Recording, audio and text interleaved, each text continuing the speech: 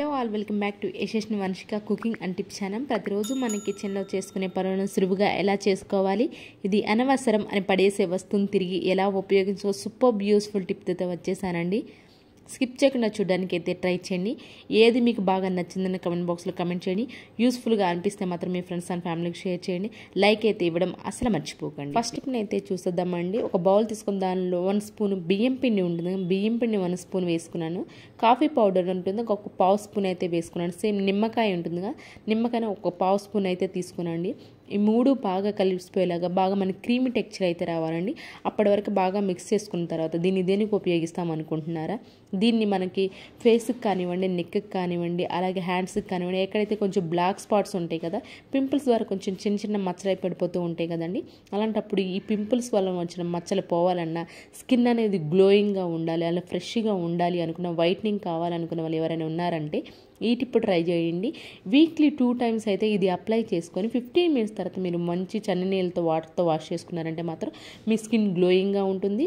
అలానే పింపుల్స్ వల్ల వచ్చిన మచ్చలు అనేవి కూడా లేకుండా ఉంటాయండి. మనం ఎలాంటి కెమికల్స్ వాడలేని న్యాచురల్ పద్ధతి అండి ఇది. ఎలాంటి సైడ్ ఎఫెక్ట్స్ అనేవి ఉండనివ్వండి. ఈ టిప్ ట్రై చేయండి, మీకు ఖచ్చితంగా వర్క్ అయితే తిరుగుతుంది. 15 మినిట్స్ తర్వాత నేను ఒకసారి ఇలా డ్రై అయిపోయింది కదా, 15 మినిట్స్ తర్వాత వాష్ చేసి చూపిస్తాను. మంచి షైనింగ్గా ఉంటుంది, వైట్నింగ్గా కూడా ఉంటుంది.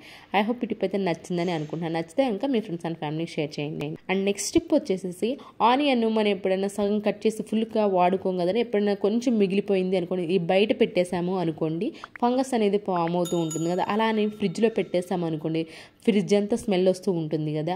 అలా ఫ్రిడ్జ్ అంతా స్మెల్ రాకుండా ఉండాలి అని అంటే అల్యూమినియం ఫాయిల్ ఉంటుంది కదా, అల్యూమినియం ఫాయిల్ కనుక చుట్టేసాము అనుకోండి, ఫ్రిడ్జ్ అంతా ఎలాంటి వాసన రాకుండా ఉంటుంది, అలాగే ఫంగస్ కూడా ఫామ్ అవ్వకుండా ఉంటుంది. ఐ హోప్ ఇది కూడా నచ్చిందని అనుకున్నాను.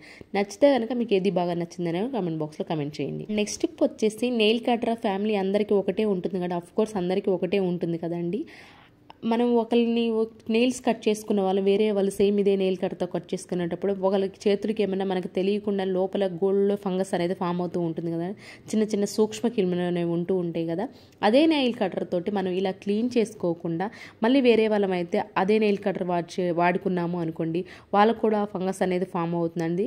అలా ఫామ్ అవ్వకుండా ఉండాలి అని అంటే మన హాట్ వాటర్లో నెయిల్స్ కట్ చేసే ముందు ఒకసారి ఒక 2-3 మినిట్స్ హాట్ వాటర్లో వేసి ఉంచాము అనుకో, ఆ ఫంగస్ అనేది ఒకరి ద్వారా ఒకరికైతే ఫామ్ అవ్వకుండా. ఇది చిన్న టిప్ అయినప్పుడు చాలా బాగా యూజ్ అవుతుందండి.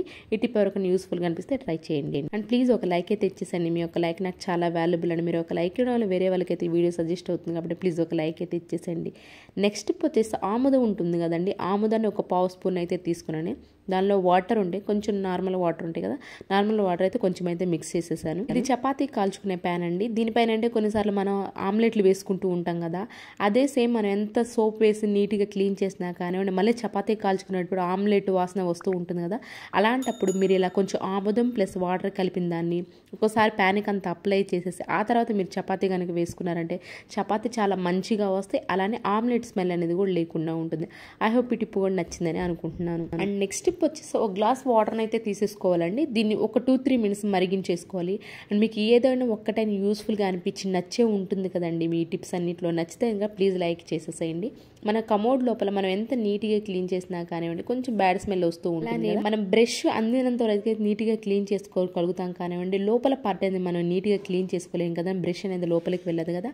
అలాంటప్పుడు మీరు కొంచెం హార్పిక్ వేసేసి టిష్యూ పేపర్ ఉంటుంది కదండి, టిష్యూ పేపర్ని వేసేసి ముందుగానే మనం కొంచెం గోరువెచ్చని నీళ్ళు చేసుకున్నాం కదా, ఆ హాట్ వాటర్ని కనుక ఈ బాత్రూంలో వేసేసామా అనుకోండి, కమోడ్ లోపల పార్ట్ అనేది నీట్గా క్లీన్ అయిపోతుందండి. ఎలాంటి కొన్నిసార్లు ఏంటి అంటే లోపల కొంచెం చిన్న చిన్న ఫంగస్ అనేది ఫామ్ అయ్యి కదా, బ్యాడ్ స్మెల్ అనేది వస్తూ ఉంటుంది కదా.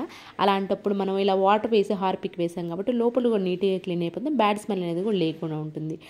ఐ హోప్ ఇది కూడా నచ్చిందని అనుకుంటున్నాను. అండ్ నెక్స్ట్ స్టెప్ వచ్చేసేసి నిమ్మకాయ ఉంటుంది కదండి, నిమ్మకాయని తీసుకొని దానిపైన కొంచెం హార్పిక్ అయితే వేసుకున్నాను. ఇది ఫ్రెష్ నిమ్మకాయ ఏం కాదండి, ఆల్రెడీ దీన్ని జ్యూస్ పిండిన నిమ్మకాయ. దీన్ని అయితే తీసుకొని కొంచెం హార్పిక్ అయితే వేసుకున్నాను నేను. దీన్ని దేనికి ఉపయోగిస్తాం అనుకుంటున్నాను, మనం బాత్రూమ్ లోపల ట్యాప్స్ ఉంటాయి కదండి, మనం ఎంత నీట్గా క్లీన్ చేసినా కానివ్వండి వాటర్ మరకలు అలానే సోప్ మరకలు పడి చూడడానికి చండాలంగా కనిపిస్తూ ఉంటుంది కదా, అలాంటి ఎప్పుడైనా సరే బాగా ఇబ్బందిగా అనిపిస్తుంది చూడడానికి. అలాంటప్పుడు కనుక మీరు ఒక నిమ్మకాయ తీసుకొని తీసుకొని ఆల్రెడీ జ్యూస్ పిండేసిన నిమ్మకాయని తీసేసుకొని దానిపైన కొంచెం ట్యాప్స్ మీకు ఎక్కడైతే చండాలంగా అనిపిస్తుందో ఆ ట్యాప్స్ కనుక అప్లై చేసి 15 మినిట్స్ పాటు వదిలేసండి. 15 మినిట్స్ తర్వాత మనం వాష్ చేస్తామంటే చాలా నీట్గా క్లీన్ అయిపోతాయి. అంటే మనం ఎంత సోప్ పెట్టి క్లీన్ చేసినా అసలు పోనే పోవండి. అలాంటి సోప్ మరకలు, వాటర్ మరకలు కూడా పిక్కుని నిమ్మకాయతో ఈజీగా పోతాయండి. ఇలా ఒకసారి వాటర్తో వాష్ చేసుకున్న తర్వాత పొడి క్లాత్ ఏది ఉంటే ఆ పొడి క్లాత్తో ఆ ట్యాప్ మొత్తాన్ని క్లీన్ చేసేసేయండి.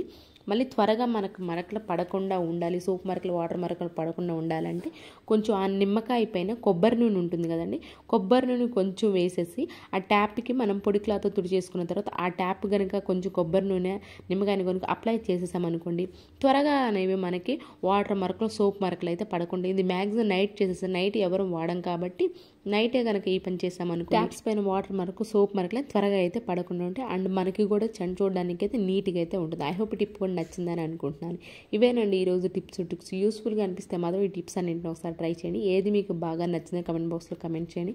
యూస్ఫుల్గా అనిపిస్తే మాత్రం ఫ్రెండ్స్ అండ్ ఫ్యామిలీకి షేర్ చేయండి. లైక్ అయితే ఇవ్వడం అసలు మర్చిపోకండి. పక్కనే ఉన్న బెల్ సింబల్ అయితే యాక్టివేషన్లో ఉంచుకొని ఆల్ అని బటన్ ప్రెస్ చేయండి. రేపటి వీడియోలో మంచి టిప్స్ అయితే మళ్ళీ మీ ముందుకు వస్తాను. అంతవరకు మీ అందరూ హ్యాపీగా హార్ట్ఫుల్గా అయితే కోరుకోండి. Thank you so much for ever watching.